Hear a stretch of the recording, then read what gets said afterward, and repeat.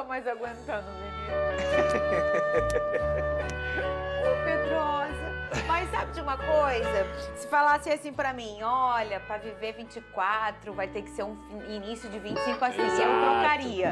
Exato. Tá? Ano passado, o que aconteceu? Próxima estação, Foi assim Botafogo. muito também o início. Botafogo, Taça Gracinha Rio. ali, gracinha. Depois, Campeonato Brasileiro, chinelada. Libertadores, chinelada. Agora, Olha isso, gente, que ridículos. Olha, enche a tela com essa bobeira. Sério, olha! Ai, você...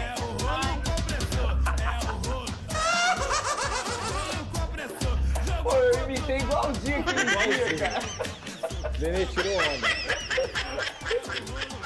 Não, Pedrosa, Sabe eu quem tive fez? uma aula. Alguém eu tive no uma Twitter. aula Com certeza. com o Paquito, antes do programa. Ah, é? Ele me ensinando. Passo a passo. Né? E sabe o que tá no meu carro? Ah. Esse óculos, ele tá arrasado lá no meu carro. Ele tá sem alma.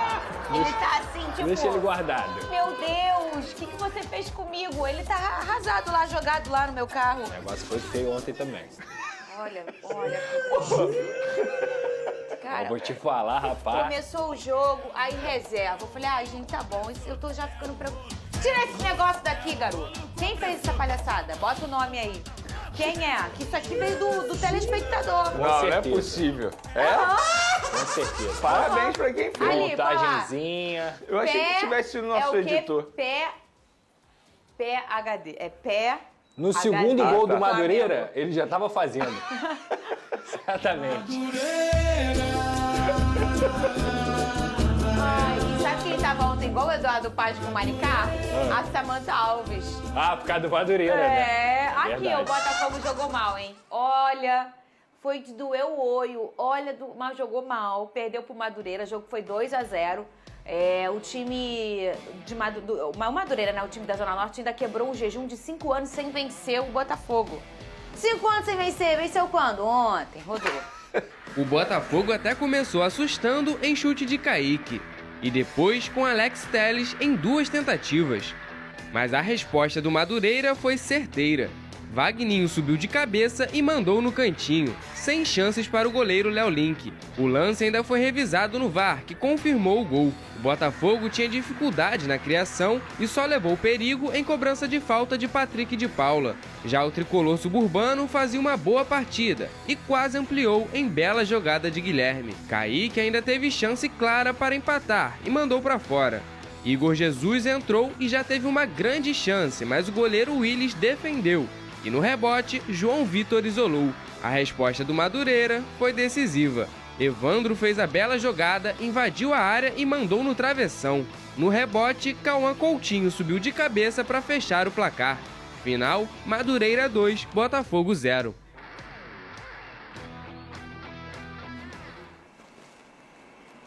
Sabe o que é o pior? Quando aparece essa régua aqui, ó. Cadê a minha réguinha? Eu tenho que ficar 15 segundos sustentando o comentário. Você tá rindo, Pedrosa? O pessoal tá gostando em casa. É melhor falar do verão da Rede Economia do que desse jogo do Botafogo. Foi um jogo muito ruim. E foi um jogo, Pedrosa, em que o Carlos Leiria, o treinador do Botafogo, escolheu entrar não entrar com a força máxima. O que eu acho tudo bem, né? Porque foram tantas lesões, foram o Arthur e o Bastos no último jogo, em que escolheu a força total. Sim. E que o torcedor fica até inseguro. Lembrando que o Botafogo, ainda nesse mês de fevereiro, tem 2 jogos que são representam a final da Recopa Sul-Americana. Então, Exato. É um mês que ainda tem um compromisso muito importante, que vale dólar, que vale taça, que vale se emocionar. Prestígio. Então, eu imagino que tenha se pensado nisso e aí escolher. Gente, tira esse hino. Queremos perdoar. Escolheram, B, beleza. Só que nem o time que não é o titular Tá mostra alguma coisa que seja positiva, que tenha uma coisa de volume, sabe, Pedrosa? Sim. Eu sempre falo aqui que, pra mim, hoje é mais importante você ter um grande técnico do que ter um grande craque. É lógico que o craque decide dentro de campo, mas quando você tem um grande técnico, ele consegue até potencializar as peças que são medianas e fazer elas se tornarem boas. Quando você tem um técnico ruim, é ao contrário. E eu não tô nem falando isso do Leiria, que pegou uma bomba, que não tá preparado. Claramente não é a mesma situação do Fábio Matias, que hoje, por exemplo, tá lá no Juventude fazendo um bom trabalho. O Botafogo, cara, a situação é muito preocupante, porque o planejamento de futebol, por mais que seu dono entenda que a temporada começa em abril, o planejamento não tá legal. Não tá legal, eu acho que o Botafogo tá perdendo tempo de planejamento, tá perdendo tempo, né, nessa busca por um novo técnico. Tomara que venha um técnico de grande calibre para poder acertar isso rapidamente, mas se adaptar ao futebol brasileiro também não é fácil. O que aconteceu com o Arthur Jorge no ano passado é uma coisa fora da curva. O que aconteceu com os jogadores que o Botafogo conseguiu contratar também é uma coisa fora da curva, no sentido de eles chegaram, se adaptaram e fizeram o Botafogo jogar um futebol maravilhoso junto com o seu técnico. Então, assim, a temporada 2025 para o Botafogo começa preocupante. E não é por conta dos resultados do Campeonato Carioca, é pensando ao longo da temporada, a longo prazo. Você tem uma Supercopa do Brasil que você, foi massacrado pelo seu rival. Agora tem um jogo que não é nada fácil contra o Racing, que é um time grande da Argentina, é um time que tem pressão, é um time que tem camisa, que poderia ser mais uma taça para o Botafogo nesse começo de ano. No Campeonato Carioca, dificilmente o Botafogo vai conseguir se classificar para as semifinais mais uma vez, e tudo bem. Não quero saber de Campeonato Carioca, quero preservar meus atletas, tá ok. Mas cada vez que o Botafogo joga, é um susto pro torcedor que cada vez mais vai ver nesse time sendo, e eu já falei aqui, eu não gosto nem de usar as palavras desmantelado, mas o Botafogo tá sem peça de repertório no banco. O time misto do Botafogo não é nem perto do que foi o do ano passado. Então, assim, cara, é realmente preocupante pelo futebol jogado, por não ter comando técnico, pelo planejamento esportivo estar atrasado, pelos seus rivais, como Palmeiras e Flamengo, estarem também à frente, 2 passos na frente, principalmente por ter técnico. Então, o torcedor do Botafogo, que eu já vejo que não tá mais naquela lua de mel por conta do que aconteceu ano passado, tá coberto de razão. A cobrança tem que ser feita. Olha só, daqui a pouco a gente vai passar ali pro Fla-Flu também, né? Eles já falaram que não foi um jogo tão interessante assim, mas a gente vai mostrar pra vocês o que rolou, né? Uma palavra pra quem? Pra mim? Gente, mas já sabemos que tá uma palavra pra mim. A gente já sabe. E se alguém acha que não tá uma palavra, pelo amor de Deus. Ô, Venê, aí sabe o que aconteceu ontem? O quê? Qual o nome do Benjamin? Rollheiser, é isso? Rollheiser. Aí eu tava assim, ó, Pedrosa, ó. Aqui eu, ó. Deu no sábado à noite, o Peção. Falei, já vi esse jogador aqui, ó. Melhor que o Almada. Aí ele eu só repetindo o que o Pedrosa falou. Bom de bola. Aí, ó, aqui, ó, é do Fogão. Aí ele é do Fogão, Rollheiser. Qual o nome dele? Benjamin Rollheiser. Tava me achando, tomando meu sol, linda, maravilhosa, com meu biquininho. Aí acordei domingo de manhã. Você veio com um negócio que ele, garoto? O que é? A culpa não é minha. Mas você que me deu a notícia. Você tem que culpar todo o planejamento do Botafogo. O que Pedrosa aconteceu? Mencionou aí. O fato do Botafogo não ter um treinador, obviamente, pesa na decisão do jogador. E vamos lá, vamos recapitular. Na última vez que a gente falou sobre essa negociação, Botafogo e Santos estavam brigando por esse jogador. A proposta do Santos para o Benfica era mais vantajosa, mas o jogador queria o Botafogo. O Santos melhorou a proposta, o Botafogo também melhorou a proposta, ficou essa briga. E aí, em determinado momento, o jogador falou, beleza, eu vou pro Botafogo, deu a palavra ao Botafogo. Só que aí ele recebeu a ligação do Pedro Caixinha, que é treinador do Santos, apresentou um projeto para ele de carreira e nessa conversa, um dos argumentos foi o seguinte, ó, lá no Botafogo não tem treinador. Você não sabe quem será o novo treinador, se ele vai te utilizar. Eu tenho um projeto para você, eu vou te utilizar. Eu vou fazer você jogar dessa maneira. Obviamente que Pedro Caixinha não deve ter prometido para ele ser titular. Isso aí, acho que nenhum treinador pode fazer com nenhum jogador. Mas ainda tem o fator Neymar, porque seria leviano da minha parte dizer que isso pesou na escolha do jogador, porque não me relataram isso. Mas acredito eu que ele tenha botado na ponta do lápis. Vem cá, então na verdade, a conversa com o Caixinha, ela foi determinante para o jogador ir para o Santos, determinante, porque antes ele queria o Botafogo. Inclusive, as pessoas que estavam trabalhando nessa operação também queriam o Botafogo. Eu falei isso aqui, a pessoa me vazou justamente por conta disso, para, entre aspas, forçar o Botafogo a melhorar a proposta. Mas demorou? O que aconteceu com o Botafogo? Não sabe? Por que sábado eu estava toda animada e domingo já veio esse negócio? A decisão do jogador. A ligação do Pedro Caixinha foi determinante na decisão do Qual o nome daquele drible que quando a bola passa por cima do adversário? Chapéu? Chamam de lençol também. Chapéu, lençol. Acontece com todo mundo, Fernando. Mas sabe o que eu tô achando Aconteceu estranho? comigo Uma coisa? semana passada. Mas sabe o que eu tô achando uma coisa estranha? Ganhei nessa, parabéns. Sabe o que eu tô curiosa pra saber? Você podia pegar o teu telefone. É o Santos que tá toda hora emparelhado comigo, né? Pois, isso é até uma curiosidade. Reclamação da torcida, né? Isso é até uma curiosidade, porque o Rollheiser foi o interesse do Botafogo anteriormente. Na ocasião, o Pedro Martins, que era dirigente do Botafogo tentou a contratação desse jogador. Agora no Com o Santos, Botafogo. com o Botafogo. Agora ele foi pro Santos e está conseguindo levar o jogador pro Santos. Na minha vez, ele trouxe o Emerson Rodrigues. Ah, ele? E o Álvaro Pacheco.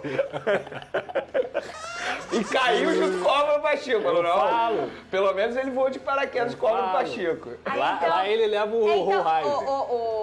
Venê, Ah. então sabe quando você tá na escola, aí você estudou a beça, né? Sentou lá na frente pra mostrar que você não colou de ninguém. Aí a prova discursiva. Sim. Você bota uma resposta bonitona. Aí você foi o único que tirou 10. Aí quando tu vê um parceiro que sentou atrás de você, tirou 10 também, com a resposta igualzinha à sua. Ah, colou, né? Pode copiar, só não mas faz igual. assim, brincadeiras à parte, você, entre aspas, levar um chapéu do Santos, não é nenhum demérito, cara. A gente Claro tá que falando, não. o Santos é um clube enorme, enorme, assim. A gente Mas não o precisa negócio é que ficar o mencionando. mundo do futebol também é enorme Agora, pra tirar o do mesmo ponto é o lugar. seguinte, aí eu vou levantar uma outra bola. O Santos está devendo a alguns clubes por aí. Vou falar o nome, o Cuiabá, por exemplo. Aí vai lá, oferece 11 milhões de euros para contratar um jogador, sendo que nem pagou 6 milhões de reais ao Cuiabá. Esse é o tal do fair play que a gente tanto menciona aqui no futebol brasileiro. Mas ninguém Isso eu fala acho mais errado. de fair play Não comigo. fala. Que Ninguém coisa, fala mais de fair play. Fair play só loucura. incomoda quando o time tá gastando muito e aí ele tá sendo campeão e aí ele tá conseguindo tirar o protagonismo dos outros que só estavam. Pra quem deve, não existe fair play, né? Porque tem um monte de time aí que tá voando, que saiu da zona do rebaixamento, foi pra Libertadores, que já tá classificado no Campeonato Paulista, tá devendo todo mundo. E todo mundo deve, tá? Todos eles devem. e é o por Vasco isso- deve, o Santos deve, o Inter Não, deve. o que o Inter todo tá mundo fazendo é um devendo. absurdo, gente. É. O Inter deve ao Flamengo e ia ganhar um valor a mais na venda de um jogador, que no caso é o Thiago Maia, pro próprio Santos. Olha isso, é muita loucura. Oh, meu Deus. Ó, falar em Flamengo, o Flamengo encontrou o Fluminense, fizeram um clássico bem abaixo do esperado, né? E não saiu do 0-0. Rodrigo. Dois gigantes em campo em um jogo que pouco animou. O Flamengo começou tentando buscar o gol com o Ayrton Lucas, mas Hércules afastou. Cano tentou quebrar o jejum de quase 2 anos sem marcar no rival, porém não deu certo. O rei dos clássicos, Bruno Henrique, quis fazer mais uma vítima, mas sem sucesso. Wesley ainda brigou para marcar. Primeiro tempo sem gols e uma segunda etapa também sem muita emoção. Um dos desfalques nos últimos jogos, Luiz Araújo, arriscou de primeira. Pelo Flu, Arias chuta e é travado. Já no finalzinho, a principal chance do rubro-negro. Cebolinha sobe de cabeça e Fábio faz uma grande defesa. E o jogo terminou mesmo sem gols. O empate foi pior para o Flu, que está na 9ª posição do Campeonato Carioca. Auxiliane conta aí pra quem foi pior esse empate em relação à matemática do Campeonato Carioca hoje. Mas eu quero saber de vocês o ponto positivo que pode se extrair de Flu e de Fla. Começa com você, Pedrosa, com o Fluminense. Olha, o Fluminense eu acho que cumpriu o seu objetivo de acordo com o que o seu técnico pediu, que era paralisar o Flamengo. O Mano Menezes aí tem 2 jogos contra esse Flamengo do Felipe Luiz, uma vitória e um empate. Eu já imaginava que o Flamengo teria um pouco mais de posse de bola, que tentaria controlar o jogo, e o Fluminense de uma forma mais reativa, até por conta da formação escolhida, pela característica do seu treinador, dos 2 treinadores. Só que assim, a verdade é que no primeiro tempo, por exemplo, o jogo foi de baixíssimo nível técnico, na minha visão, os 90 minutos, mas no primeiro tempo nem mesmo o amplo controle do Flamengo que eu esperava aconteceu. Foi muito mais um jogo brigado, um jogo truncado ali no meio campo. O Fluminense praticamente não chutou ao gol, que é extremamente preocupante, e isso, gente, eu digo preocupante porque não é pelo plano de jogo do seu treinador, que eu acredito que tinha isso em mente realmente, mas o Fluminense não pode se contentar apenas a se defender contra o Flamengo. É um clássico nacional, é um clássico que é histórico dentro do futebol carioca. Eu acho que mesmo o Flamengo tendo uma equipe mais qualificada do que o Fluminense também tem que saber ter algo danoso para o time do Flamengo. Agora, em relação ao Flamengo, eu entendo que, assim, faltou futebol. Por mais que o Fábio tenha feito uma defesa ali no final espetacular. De cinema, e hein? o Fábio é um monstro, não tem como na cabeçada do Cebolinha, mas eu acho que faltou futebol pro Flamengo, faltou o repertório que o Felipe Luiz tanto prega, na minha visão, e o jogo, no final das contas, os 90 minutos, os pouco mais de 90 minutos, foi ruim. Para quem foi ao Maracanã, para quem assistiu de casa, baixíssimo nível técnico, a gente pode discutir vários aspectos, como os próprios jogadores reclamaram. A bola, o campo, o calor. Todo mundo tudo reclamando isso, da Jabulani, hein? olha só, é um ponto, tá? Todo mundo reclama da bola, todo mundo reclama do calor, todo mundo reclama do gramado, isso porque estava no Maracanã, que teoricamente é o melhor estádio do futebol carioca. O que tem de bom dentro do Campeonato Carioca? Eu gostaria que a federação, a FERJ, as pessoas envolvidas me respondessem isso. O que tem de bom dentro do Campeonato Carioca? Porque pra mim, cara, nesses pouco mais de um mês de Campeonato Carioca, não tem nada de bom. Não tem absolutamente nada de bom. Os jogadores se machucam, o gramado é ruim, a bola é ruim, a qualidade do jogo é ruim, as viagens são ruins, os gramados dos times pequenos são ruins. O que o Campeonato Carioca ainda está entregando pro telespectador, pras equipes, pros jogadores que estão disputando esse campeonato? É uma vergonha, gente. Eu me sinto muito confortável de falar, porque eu tô falando isso antes de começar, inclusive. Ô, Vene Casagrande, o Felipe Luiz falou uma coisa que a galera, né, ficou meio, meu Deus, falou que o Fluminense não tem o peso de ter que se impor como o Flamengo. Você concorda com essa fala dele? Você chegou a ver a coletiva dele? Claro que eu vi a coletiva dele. Você Como gosta? que você vai perder uma aula? Porque a coletiva dele, inclusive, foi melhor do que o próprio jogo. E ele tá certo. Pra quem não viu, vamos ver a sonora, e daí o Vene vai comentar. Cadê a sonora dele? O nosso principal objetivo é cuidar e mimar esses jogadores, principalmente esses jogadores que vieram de lesão para poder chegar bem no Brasileiro. Eu já falei, falo 1, 2, 3 e não vou matar ninguém no Carioca, não vou. E se isso custa meu trabalho, azar. Isso mais ou menos aí na linhagem que o Pedrosa comentou. Agora, não foi essa fala. A fala que viralizou dele foi a que eu disse, né? Que o Fluminense não tem o peso de ter que se impor como o Flamengo. Foi isso, não foi? Eu acho que essas duas declarações foram as declarações mais importantes. E o que ele falou sobre o Fluminense não é nenhuma mentira. Embora muito tricolor não tenha gostado, tenha tratado como uma prepotência do treinador rubro-negro, mas basta você assistir ao jogo. É contraditório, mas quem tinha que vencer para continuar vivo na disputa pela Taça Guanabara era o Fluminense. Mas o Fluminense entrou em campo para não perder. Para não perder. Inclusive, nesse jogo de prancheta, que a gente gosta de mencionar aqui entre treinadores, o vencedor foi o Mano Menezes, embora o placar tenha sido 0-0. Porque a estratégia do Mano Menezes deu certo. Foi não perder para o Flamengo, não sofrer gol. E o Flamengo... Assim, a gente sempre brinca que o Campeonato Carioca é um laboratório. Eu acho que nesse laboratório, nesse jogo treino, nessa pré-temporada, o Flamengo precisa entender o seguinte, que precisa melhorar contra adversários que entram com essa postura em campo. Porque o Felipe Luiz ele não conseguiu ter sucesso na estratégia dele. E ele mencionou isso, ele não conseguiu ter sucesso. Embora o Flamengo tenha tido a melhor oportunidade de gol, que foi com o Cebolinha numa cabeçada linda, e o Fábio fez uma defesa maravilhosa ali nos minutos finais do segundo tempo, mas o Flamengo não conseguiu furar a estratégia do Fluminense. Então, é contraditório, repito, porque o Mano Menezes tinha que vencer, mas ele entrou em campo para ter essa postura mesmo, e ele mesmo mencionou isso após o jogo, em entrevista coletiva, ele falando que já esperava esse tipo de jogo. Então, nesse jogo de tabuleiro aí, o treinador, para mim, que saiu vencedor foi o Mano Menezes. E o Felipe Luiz sabe disso, tanto é que ele mencionou, deu essa declaração que você acabou de mencionar, e não é nenhum absurdo. Eu acho que o torcedor tricolor precisa entender que essa foi a estratégia do Fluminense e a estratégia do Flamengo não deu certo. E, de fato, assim, o time do Flamengo fez uma exibição muito abaixo. Tem vários fatores, o Pedrosa já mencionou, gramado, muitos jogadores reclamando. O forte calor, para mim, eu acho um absurdo marcarem um jogo num sábado de verão no Rio de Janeiro, que foi um calor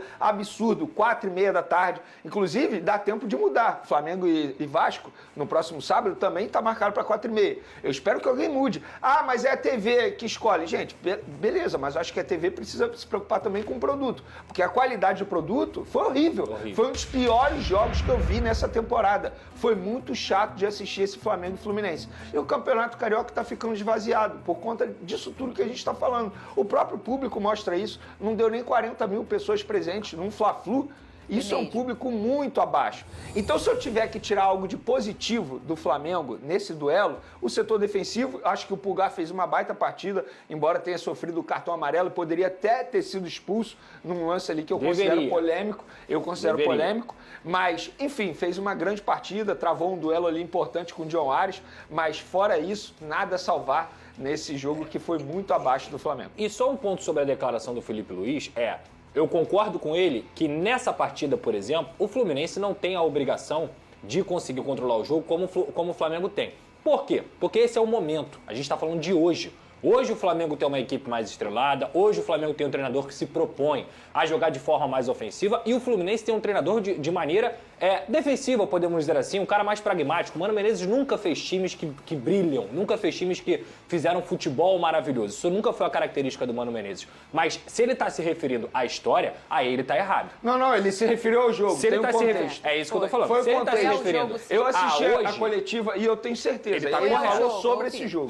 eu também assisti, é isso que eu tô falando. É porque o torcedor, às vezes, pega só a frase ali exatamente. e quer distorcer a frase. Se ele tá falando de hoje, ele tá coberto de razão. É só olhar as características dos treinadores. Agora, se ele tá falando da história, aí ele tá errado. O Fluminense cansou de ser superior ao Flamengo em vários momentos. Vou te dar um exemplo aqui do Fernando Diniz. O Fluminense do Fernando Diniz era um Fluminense que conseguia propor jogo contra o Flamengo. Era um Fluminense que tinha mais posse de bola contra o Flamengo, que foi campeão carioca 2 vezes em cima do Flamengo, uma com o Abel Braga e com o Fernando Diniz depois naquele golaço do Marcelo. Então, assim, a história é diferente do momento. Se tá no momento, ele tá correto. Se fosse a história, ele estaria equivocado. E você traz um ponto excelente, que a gente odeia ficar trazendo aspas fora do contexto. O ponto é, ele fala sobre esse contexto Exato. no dia 8 de fevereiro de 2025. Ele não fala na história, no ano passado, anteontem, na última final. Ele fala nesse Mas jogo. o jogo mostrou isso. É. Eu não considero nenhum absurdo o Felipe Luiz Mas a gente mencionar sabe isso. que aí Nenhum. a aspas porque- pula. Não, e a porque teve torcida gente fica que não brava. gostou Normal. nem por conta desse jogo, mas Aí é a tá verdade. errado. É. E outra, pra mim, fica muito claro que o Fluminense, entre aspas, está tratando o Campeonato Carioca como uma pré-temporada, porque tinha que vencer e não entrou em campo Mas pra aí, vencer. Vene, eu acho que, na verdade, não é que esteja tratando com uma pré-temporada. O Campeonato Carioca do Fluminense é ruim. Eles não tinham nem a possibilidade de pensar em vou empatar aqui para poder me segurar na tabela. A questão era, contra o Flamengo, é difícil você vencer o Flamengo. O ponto é, o Campeonato Carioca do Fluminense é ruim e agora eles podem estar falando, é pré-temporada, tal. A grande verdade é que o Campeonato Carioca do Fluminense nessa Taça Guanabara é decepcionante. Por mais que tenha vencido o Vasco, e isso também tem muito a ver E com a qualidade do começou aí Vasco, o bom é momento do decepcionante. Fluminense, né? Na minha visão, é decepcionante. O futebol que o Mano Menezes está apresentando, a pontuação do Fluminense é decepcionante. Então, assim, além de tratar como pré-temporada, eu acho que o Fluminense não teria condições, mesmo que quisesse segurar o empate para poder se classificar, de se classificar. A grande verdade era essa. Para mim, esse jogo contra o Flamengo era vida ou morte. Mas não por conta do jogo contra o Flamengo. Era pelo Campeonato Carioca ruim que o Fluminense fez. Muito bem, o Flamengo informou que o Alexandro teve uma lesão muscular grau 1 na coxa esquerda depois desse clássico contra o Flu. O jogador já iniciou o tratamento no clube, um desfalque muito importante, né, obviamente, em Vene Casagrande. Pois é, isso aí é um tapa na cara de quem é contra a estratégia do Flamengo ou do técnico Felipe Luiz de ficar rodando, girando o elenco. Muita gente criticou o Felipe Luiz por ele ter poupado o Arrascaeta contra o Fluminense e ter colocado contra a Portuguesa. Gente, há motivos para isso. Ele colocou contra a Portuguesa justamente pensando no desgaste. No jogo contra a Portuguesa seria numa quarta-feira à noite. O desgaste é muito menor do que no jogo contra o Fluminense num sábado à tarde, 4h30 da tarde. E ele vai continuar girando o elenco justamente para minimizar esse tipo de problema. Porque os jogadores, eles vão ter lesões musculares. Resta você adotar uma estratégia para você minimizar esse problema. A boa notícia em relação ao Alexandre é que a lesão foi considerada leve. Grau 1, vai ficar aí cerca de 15, 20 dias parado. Mas enquanto isso, o Felipe Luiz tem outros jogadores à disposição para fazer essa função. Por exemplo, se ele quiser improvisar o próprio Danilo, o próprio Léo Pereira, fazer uma formação com 3 zagueiros, ou até mesmo improvisar o Varela, que às vezes quebra o galho na lateral esquerda. Então, o torcedor rubro-negro entenda, é uma pré-temporada e o Felipe Luiz ele é obrigado a adotar esse tipo de estratégia, como ele mencionou em entrevista coletiva, e ele está certo. Eu não vou matar ninguém no Campeonato Carioca. Se isso custar o meu emprego, vírgula, azar. Ele está extremamente certo. Mostramos aqui agora. Ô, Vene, pra gente sair do Flamengo, vamos pro Vasco daqui a pouquinho. O Vasco joga hoje, hein, Lucas Pedrosa? Olha o brilho do gato sumindo. Não, eu tô bem, cara. Tá eu tô bem, tô tranquilo. Meu final de semana foi tranquilo. O Vasco não jogou? Sabe qual é o negócio? Expectativa e realidade. A nossa expectativa é o quê? Mais uma pelada. Exato. O que vier é lucro. Exato. Essa é a verdade. Só não pode perder. Porque se perder, fica fora lá também do Sampaio Correia, passa o Vasco. Vamos se encontrar na Taça Não, Rio. Fernanda, não faz isso, não. Ô, Vene, vai aí o Sub-20, de olho num português, o treinador, o Sub-20 do Pois é, Flamengo. o Sub-20 do Flamengo vai ter um treinador português, ele chega no fim desse mês, Nuno Campos, o nome dele, um treinador inclusive já trabalhou com José Boto nos tempos de Shakhtar, É um treinador muito bem avaliado lá no cenário português e o Flamengo, digamos, saindo da caixinha, contratando um treinador estrangeiro para assumir o Sub-20. Verê por que ele não vem agora e só vem depois da Libertadores Sub-20. Isso foi uma estratégia adotada pela diretoria.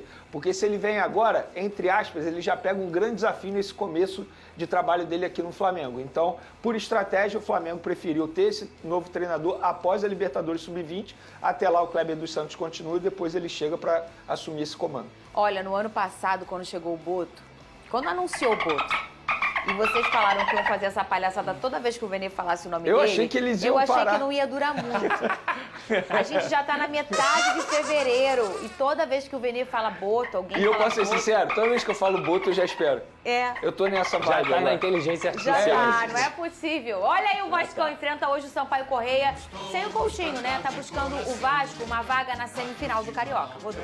O Vasco tem tudo para começar a noite mais perto de uma das vagas para a semifinal do Carioca. Porém, não terá Coutinho em campo. O camisa 11 teve um edema na coxa esquerda e está fora do duelo. Com isso, o Carille deve usar Payet no lugar, mas a dúvida será quem joga ao lado do francês. Alex Teixeira perdeu a vaga de titular no clássico contra o Fluminense. Entram na briga Zuccarello e Maxime Domingues. O time de Carille é o terceiro colocado do Campeonato Carioca com 13 pontos. E a disputa acontece com uma equipe que também está querendo ficar na parte de cima e dando trabalho aos grandes na competição. Uma vitória hoje dá mais tranquilidade ao Vasco, que terá 2 clássicos pela frente, contra o Flamengo e o Botafogo nas rodadas finais do estadual. Vamos botar a tabela aqui, Pedrosa, e aí a gente vai conversando sobre esse jogo em cima dessa tabela, tá? Ô, Pedrosa, o Coutinho, por uma questão clínica, a gente está trazendo isso aí desde o último jogo com o Fluminense, que ele sai machucado ainda no primeiro tempo. Você já trouxe a informação aí até do Vasco. E aí o Payet deve entrar no seu lugar, né? Qual seria a dúvida aí pro Vasco hoje? Então? Eu acho que a única dúvida do Carille nessa partida é justamente a questão do Alex Teixeira. Se ele utiliza, como foi dito no VT, o Zuccarelli, que é um garoto da base, mas acho difícil ele começar com um garoto da base, ou o Maxime Domingues. É Zuccarelli? É, Zuccarelli, Lucas Zuccarelli. Ele é um garoto da base, uma joia aí, que chegou lá do esporte, ainda na divisão de base, fez uma belíssima Copa São Paulo de Futebol Júnior e está recebendo algumas oportunidades, principalmente porque o Vasco está sem opção ofensiva lá na frente, né? Mas tem muito talento, é um garoto que tem que ser muito bem trabalhado.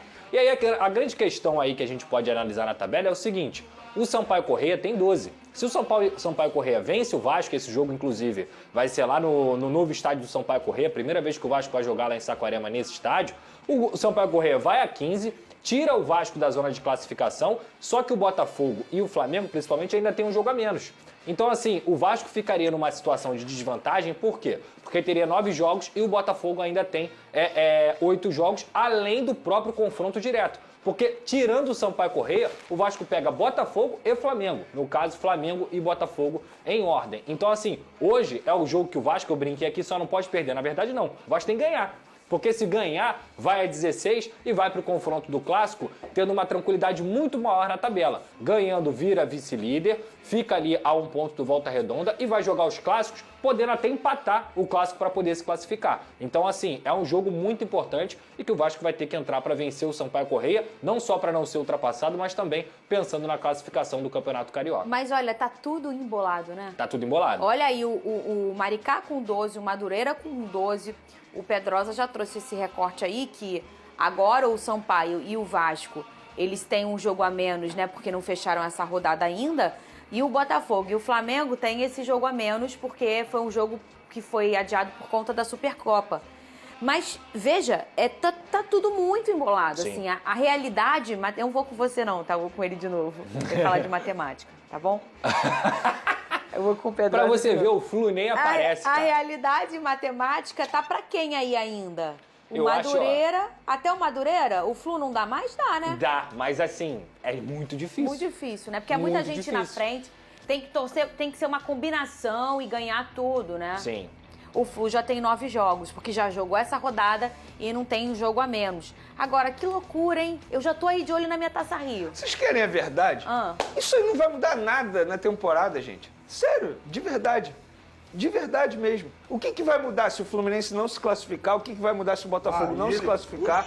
O que vai mudar se o Vasco da Gama não se classificar? E o que vai mudar se o Flamengo não se classificar? No caso do Flamengo, poderia até ter uma cobrança maior. Beleza, porque já está em segundo. Agora, no caso do Fluminense, todo mundo já sabe que a situação é extremamente difícil. Vai mudar o quê? Vai demitir o Mano por conta disso? A Copa do Brasil, Vene.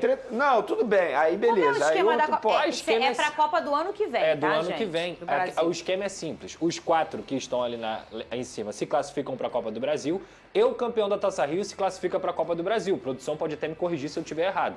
Se o Fluminense não se classificar nem para a Taça Rio e não ganhar a Taça Rio, ele não fica classificado através do Campeonato Carioca para a Copa do Brasil. Então, qual é a chance dele se classificar para a Copa do Brasil? Não? Estar entre os 7, 8 ali do Campeonato Brasileiro. O que não tem garantia nenhuma, tá? Então, assim, é muito mais fácil você se classificar para a Copa do Brasil pelo Campeonato Carioca do que pelo Campeonato Brasileiro. E, ou, obviamente, se você for campeão da Copa do Brasil. Foi o Santos que ficou fora? Foi o Santos que ficou fora, porque caiu para a Série B. Só que aí o Santos foi campeão da Série B. Aí ele ganha a vaga na Copa do Brasil, entendeu? Uma boa estratégia. O Corinthians, ano passado, se não se classificar com aquela arrancada absurda, ia estar fora da Copa do Brasil. Olha aí, depois do sorteio da Copa do Brasil desse ano, o Pedrinho, presidente do Vasco, falou sobre a situação do Vasco e a busca aí por novos reforços no clube. Rodou. É muita coisa que se fala que não é verdadeira. E a gente precisa entender o que é político, o que causa o caos e o que não é. A necessidade por um atacante, ela é clara e óbvia, a gente já está no mercado há muito tempo. Só que a gente tenta a primeira prateleira nas nossas condições. Não é prateleira para os outros clubes que têm muito mais dinheiro. É a primeira prateleira que a gente pode. E a primeira prateleira que a gente pode, existe um desgaste de negociação. E aí, às vezes, as coisas não acontecem. Foi uma escolha do Bruma. Muito bem, o Pedrosa, a gente falou sempre aqui, o problema também é a questão da grana, né? Porque para você comprar os outros, você tem que ter dinheiro, hein, ô Pedrosa? Olha, eu entendo tudo que o Pedrinho falou, inclusive ele confirmou 100% das coisas que a gente trouxe aqui, o documento do Bruma, quase assinado, aí teve a lesão do Di Maria, aí o Benfica foi lá e contratou o Bruma no chapéu, igual o Botafogo levou aí, acontece no futebol. Enquanto não está assinado, meu amigo, palavra no futebol não vale de nada, absolutamente nada. Se não está assinado, não dá para cravar que está certo. E ele falou também sobre o orçamento do Vasco que a gente trouxe aqui, que é cerca de 25 a 30 milhões de reais para o departamento de futebol para poder contratar um jogador. E eu concordo com o que ele falou, eu entendo tudo que ele falou, a pressão. Acho realmente, pelas informações que eu tive, que a diretoria não está parada, não ficou esperando vir um ponto ou nada. O ponto é, a gente está aqui no dia 10 de fevereiro. São 40 dias de janela de transferência e o Vasco não tem ponta, Fernanda. Então, enquanto ele não conseguir responder dentro do trabalho dele, na diretoria, trazendo jogadores, esquece, ele vai continuar sendo cobrado,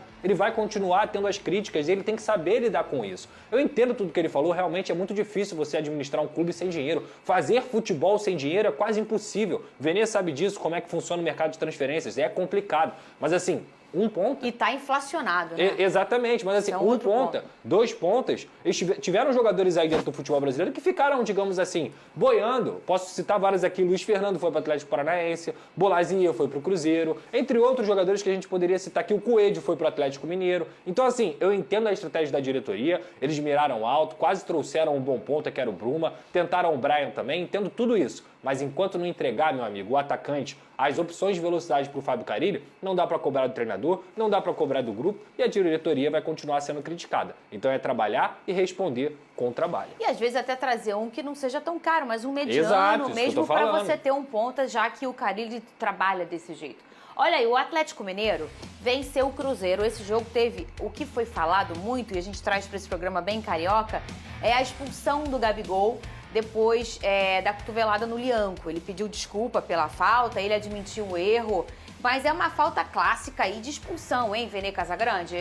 Não tem nem o que bater papo. Eu tava assistindo ao jogo, até estranhei na hora quando ele levou a amarelo. Olha aí, a cabeça do Lianco balançando é uma cotovelada que o Gabigol dá nele. Porque pra mim era lance de vermelho nitidamente, assim, eu acho que não tinha nem discussão. Acho que até demorou, nem precisava da necessidade de ir ao VAR, mas pelo menos ele foi, corrigiu o erro dele e deu cartão vermelho ao Gabigol, que obviamente isso influenciou no resultado da partida.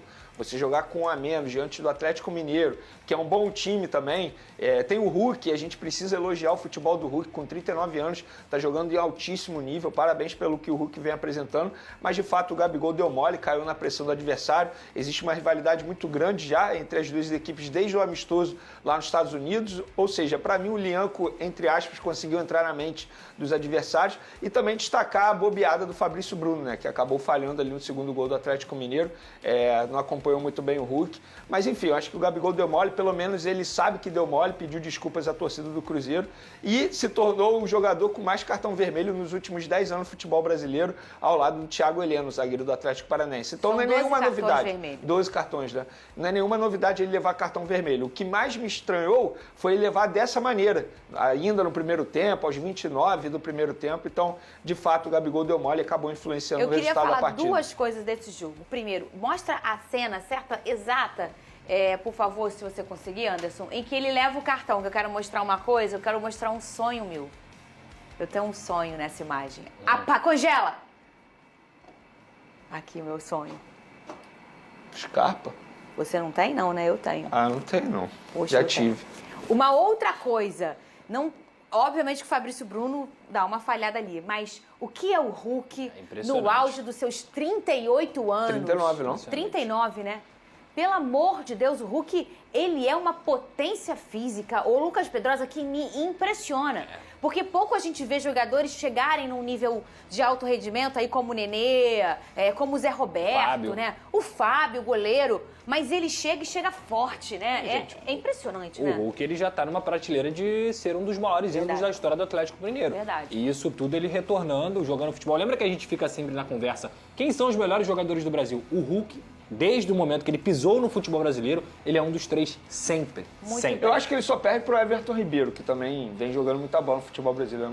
É muito regular, né? Vamos beber água. Esse é o teu sonho? O meu é o Scarpa. São 2 litros por dia no mínimo e a gente já volta. Não sai daí que a gente volta.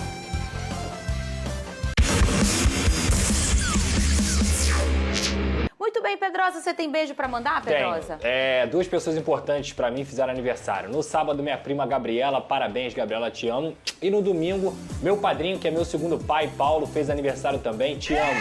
Tudo de bom pra vocês. Você, Venê? Tem um beijo pra mandar pra Renata, que tá fazendo aniversário hoje, Renata Lopes. Beijão, curta muito o seu dia aí e tá assistindo o nosso programa. Muito bem, a gente volta amanhã nesse mesmo horário, nesse mesmo canal. Ao vivo sempre, tchau. Beijo. Hey, DJ! DJ Alex.